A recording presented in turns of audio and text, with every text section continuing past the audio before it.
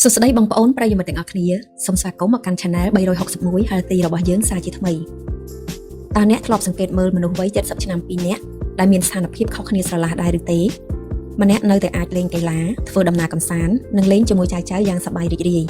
ចំណែកឯម្នាក់ទៀតត្រូវចំណាយពេលភាគច្រើននៅលើក្រេបពេទ្យពឹងផ្អែកលើថ្នាំមួយក្តាប់ធំរាល់ថ្ងៃនិងត្រូវការអ្នកមើលថែជាប់ជានិច្ចតើអ្វីជាភាពខុសគ្នារវាងពួកគាត់វាច្បាស់ណាស់ថាមិនមែនគ្រាន់តែជាសំណាងនោះទេ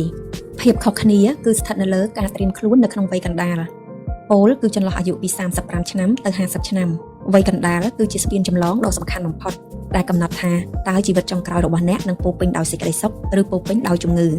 ថ្ងៃនេះយើងខ្ញុំនឹងមកបកស្រាយយ៉ាងស៊ីជម្រៅតាមក្បួនវិទ្យាសាស្ត្រវេជ្ជសាស្ត្រអំពីការត្រៀមខ្លួនគ្រប់ជ្រុងជ្រោយទាំងសុខភាពរាងកាយសុខភាពផ្លូវចិត្តទំនាក់ទំនងគ្រួសារនិងហិរញ្ញវត្ថុសម្រាប់អ្នកដែលកំពុងស្ថិតក្នុងវ័យកណ្ដាលដើម្បីធានាថាអ្នកនឹងរស់នៅដល់អាយុ70ឆ្នាំឬ80ឆ្នាំដោយមានភាពរឹងមាំនិងមានឯករាជ្យភាពការកសាងគ្រឹះសុខភាពរាងកាយសុខភាពរាងកាយគឺជាគ្រឹះនៃអ្វីៗទាំងអស់យោងតាមវិទ្យាសាស្ត្រទំនើបការមានអាយុវែងមិនសំខាន់ស្មើនឹងការមានអាយុវែងដោយសុខភាពល្អនោះទេដើម្បីសម្រេចវាបានអ្នកត្រូវផ្ដោតលើចំណុចសំខាន់ចំនួន3ទី1ការរក្សាម៉ាសសាច់ដុំនិងឆ្អឹងតើអ្នកដឹងទេថាចាប់ពីអាយុ30ឆ្នាំឡើងទៅរាងកាយមនុស្សយើងនឹងបាត់បង់ម៉ាសសាច់ដុំពី 3% ទៅ 5% ក្នុងមួយទសវត្សរ៍ប្រសិនបើយើងមិនធ្វើអ្វីសោះជំងឺនេះហៅថា sarcopenia ការស្វិតសាច់ដុំតាមវ័យការបាត់បង់សាច់ដុំធ្វើឲ្យចាស់ងាយដួលហើយការដួលបាក់ឆ្អឹងត្រគាកក្នុងវ័យចំណាស់គឺជាមូលហេតុចម្បងមួយដែលនាំទៅរកការបាត់បង់ជីវិតដំណោះស្រាយនៅក្នុងវ័យកណ្ដាលអ្នកត្រូវតែចាប់ផ្ដើមធ្វើលំហាត់ប្រាណបែបលើកទម្ងន់មិនមែនទាមទារឲ្យអ្នកចង់បានសាច់ដុំធំដោយអ្នកលេងកីឡាកាយវប្បកម្មនោះទេប៉ុន្តែការលើកដុំដៃឬហាត់ប្រាណប្រើទម្ងន់ខ្លួនឯងដូចជា push up ឬ squat ជួយបញ្ជូនសញ្ញាទៅកាន់កោសិកាឲ្យរក្សាសាច់ដុំនិងធ្វើឲ្យឆ្អឹងកាន់តែហាប់ណែនការពារជំងឺពឹកឆ្អឹងដែលភាសាបច្ចេកទេសហៅថា osteoporosis ទី2សុខភាពបេះដូងនិងសរសៃឈាមជំងឺបេះដូងនិងសរសៃឈាមគឺជាឃាតករលេខ1លើពិភពលោកដើម្បីការពារបេះដូងរបស់អ្នកវេជ្ជបណ្ឌិតណែនាំឲ្យផ្ដោតលើលំហាត់ប្រាណប្រភេទ Zone 2 Cardio ដូចជាការជិះកង់រត់ត្រឹកឬការហែលទឹកក្នុងកម្រិតមួយដែលអ្នកហត់បន្តិចប៉ុន្តែនៅតែអាចនិយាយជជែកគ្នាបាន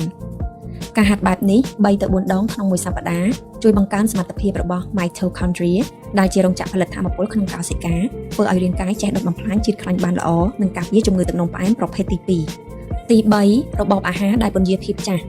វ័យកណ្ដាលគឺជាពេលដែលការរំលាយអាហារ metabolism ចាប់ផ្ដើមយឺតកាត់បន្ថយជាតិស្ករនិងអាហារកែច្នៃ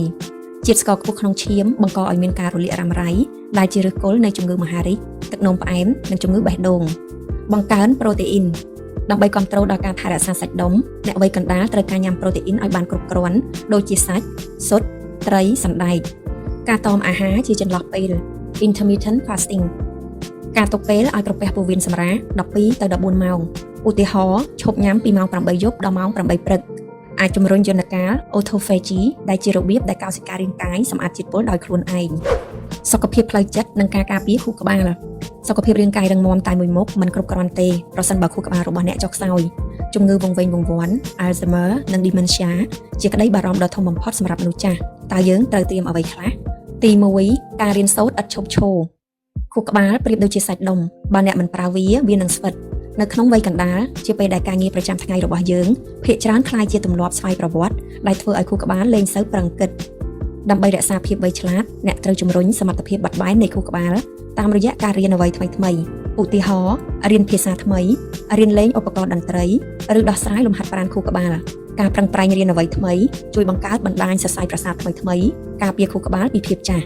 ទី2ការគ្រប់គ្រង stress និង hormone cortisol stress ពីរឿងការងារឬគ្រួសារក្នុងវ័យ40ឆ្នាំគឺជារឿងដែលមនុស្សភាគច្រើនជួបប្រទះប៉ុន្តែ stress រ៉ាំរ៉ៃធ្វើឲ្យរាងកាយបញ្ចេញ hormone cortisol ច្រើនហួសប្រមាណ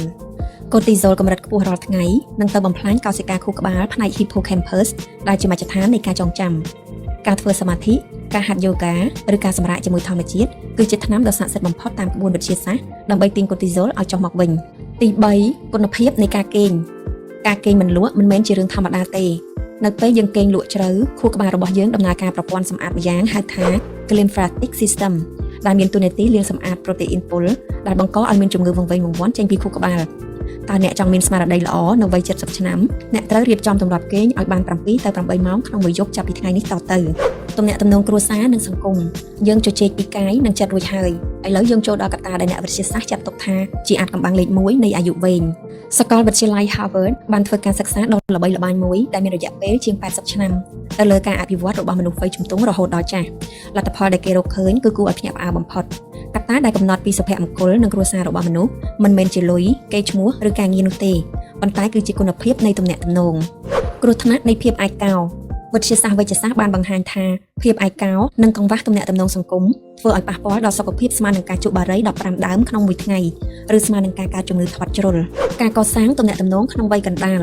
វ័យកណ្ដាលគឺជាពេលដែលកូនចាប់ផ្ដើមធំធាត់ហើយអ្នកអាចនឹងរវល់ខ្លាំងនឹងការងាររហូតភ្លេចថែរក្សាទំនាក់ទំនងជាមួយដៃគូជីវិតនិងមិត្តភ័ក្តិ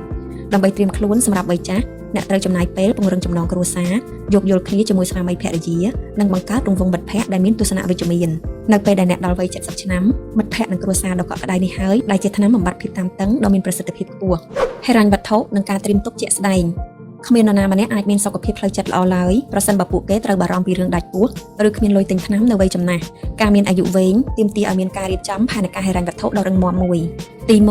មូលនិធិថែទាំសុខភាពនិងការធានារ៉ាប់រង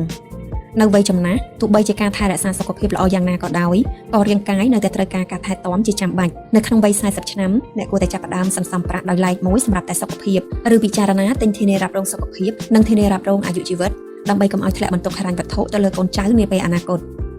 ទី2ការបង្កើតចំណូលអសកម្មកម្លាំងពលកម្មរបស់យើងនឹងថយចុះអ្នកមិនអាចយកកម្លាំងទៅបដូរយកប្រាក់បានជារៀងរហូតនោះទេក្នុងវ័យកណ្ដាលអ្នកត្រូវចាប់ផ្ដើមរៀបចំប្រព័ន្ធហិរញ្ញវត្ថុដែលរុញលុយឲ្យធ្វើការជំនួសអ្នកដូចជាការសន្សំការវិនិយោគទៅលើអចលនទ្រព្យភាគហ៊ុនឬអាជីវកម្មដែលអាចដើរដោយខ្លួនឯងបានឯករាជ្យភាពហិរញ្ញវត្ថុគឺជាគ្រឹះនៃឯករាជ្យភាពនៃជីវិតរបស់អ្នកនៅវ័យ70ឆ្នាំការពិនិត្យសុខភាពជាប្រចាំចំណុចចុងក្រោយប៉ុន្តែសំខាន់បំផុតគឺវេជ្ជសាស្ត្របង្ការមនុស្សវ័យកណ្ដាលភាគច្រើនទៅជួបពេទ្យលុះត្រាតែមានជំងឺប៉ុន្តែយុទ្ធសាស្ត្រនេះគឺខុសស្រឡះជំងឺកាចសាហាវភាគច្រើនដូចជាមហារីកឬសរសៃឈាមបេះដូងមិនមានរោគសញ្ញាទេនៅក្នុងដំណាក់កាលដំបូងនៅវ័យ40ឆ្នាំទៅ50ឆ្នាំអ្នកត្រូវធ្វើការពិនិត្យសុខភាពស៊ីជម្រៅប្រចាំឆ្នាំការពិនិត្យកម្រិតខ្លាញ់និងជាតិស្ករក្នុងឈាមដើម្បីដឹងមុនពីហានិភ័យបេះដូងនិងទឹកនោមផ្អែមការថតឆ្លោះពោះវៀនធំនិងថតសដន់ការរកឃើញសាច់ដុំតាំងពីវានៅតូចគឺអាចព្យាបាលជាសះស្បើយ 100% ប៉ុន្តែបើទុកតតែមានអាការៈឈឺចាប់វាអាចនឹងហួសពេលទៅហើយសេចក្តីសន្និដ្ឋានសរុបសេចក្តីមកការមានអាយុរហូតដល់70ឆ្នាំដោយមានកម្លាំងដើរហើរដោយខ្លួនឯងមានខួរក្បាលចងចាំល្អមានគ្រួសារដ៏កក់ក្ដៅនិងមានហិរញ្ញវត្ថុរឹងមាំមិនមែនជារឿងចៃដន្យទេ